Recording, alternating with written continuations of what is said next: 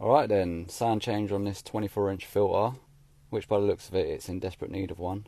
There's clumps of sand on the top, probably due to imbalance of chemicals or the fact it's not been running for a while. Tea, cake and chocolate from the customer. Got this new hoover, I'm going to set that up.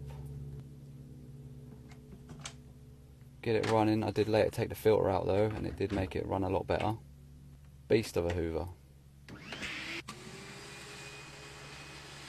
It's straight in there then, sucking out the sand with water inside. It helps get the sand out a lot easier.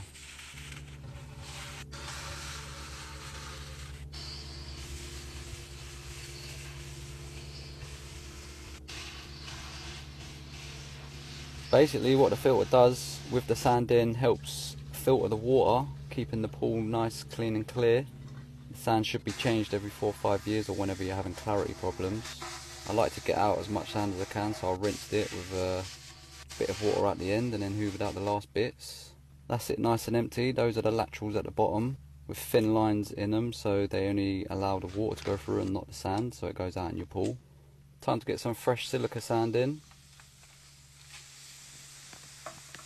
5 bags, each weighing 25 kilos.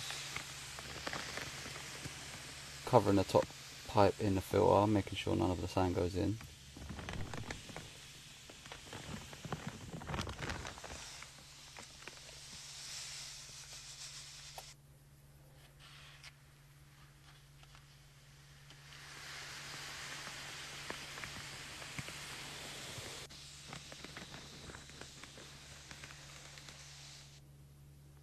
So when that's all done, clean off the thread, put the spreader back on, tighten the lid, give it a backwash and a rinse, then put it on filter,